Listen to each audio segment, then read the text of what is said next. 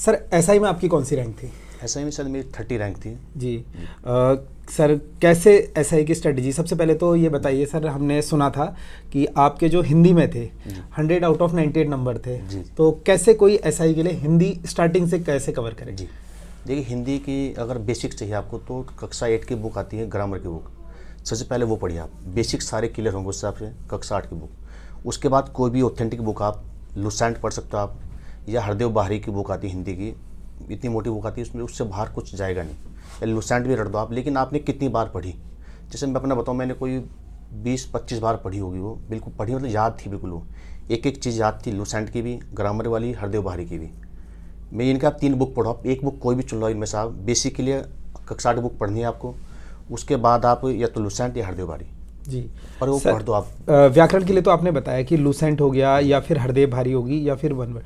Basic जो sir होते हैं हमारे, जैसे अरबी फारसी शब्द हैं या फिर ये जो वन वर्ड रहते हैं अनेकार्थी, इन चीज़ों पर कैसे पकड़ बनाए, क्योंकि ये याद नहीं होते सर एकदम से।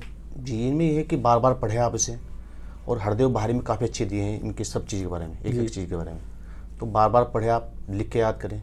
जी। और सर मैथ्स को लेकर, मैथ्स के रिगार्डिंग, क्योंकि आपकी 30 रैंक थी सर, बहुत बड़ी बात होती है उत्तराखंड के अंदर, आपने इतनी अच्छी रैंक लाई एसआई में, बहुत बच्चे ड्रीम देख रहे हैं अभी, तो मैथ्स वगैरह कैसे मैनेज करें सर एसआई के लिए? जी, मैथ्स के लिए सबसे अच्छी बुक है आर.एच. अग्रवाल, उससे आप ये है कि कितनी बार करते हो साहब, जैसे मैं तो वही मैं बता रहा हूँ 25-30 बार मैंने वो भी की होगी, हर बुक मैंने 25-30 बार किया हुआ लगातार, एक एक सवाल, आपकी बेसिक सवाल सारे चैप्टर क्लियर हो, आपके 75 नंबर आते हैं इसमें, 75 सवाल आएंगे, अब तो शायद वो आधे कर दिए इन्होंने सवाल, पैटर्न चेंज हो गया, उस टाइम 75 सवाल थे, तो वो ये फिर भी आप ये है कि स्ट्रेटजी मैथ लास्ट में करें आप, पहला आप सबसे पहले जीएस करें, फिर हिंदी करें, फिर रीजनिंग, और फिर मैथ्स आपका।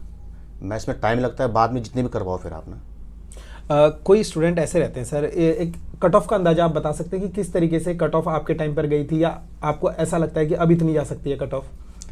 ऐसा ही में एक सेफ स्कोर 200 प्लस, 200 प्लस, मतलब कोई भी सामान्य वर्ग से है तो 200 प्लस आप सेफ हो, सेफ हो, और कंपटीशन भी बढ़ चुका है। अगर धांधली वांधली का ऐसा कुछ नहीं होता। जी जी, धांधली सबसे बड़ा मैटर वही है। लेकिन दूसरा सर, जैसे आपने बताया कि सब चीज़ करते हुए चलो, बट होता क्या है कि कुछ छात्र होते हैं जिनकी मैथ्स बहुत अच्छी रहती है, सेंटर वाले जो आएंगे इस एग्जाम में, कुछ छात्रों का हिंदी सेक्शन अच्छा रहता है, तो सिलेबस 300 नंबर का है, कैसे मैनेज करें कि अगर मान लीजिए हम मैथ्स को छोड़ देते हैं तो फिर भी सिलेक्शन हो सकता है या नहीं हो सकता है? बिल्कुल हो सकता है।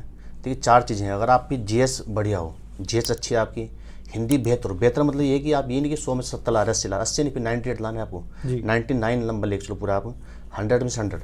हिंदी बिल्कुल, रीजनिंग में एक ही सवाल मत छोड़ा आप, फिर मैथ्स वैसे भी लास्ट में पहुंचते पहुंचते टाइम हो जाता है, बहुत कम कर पाओगे।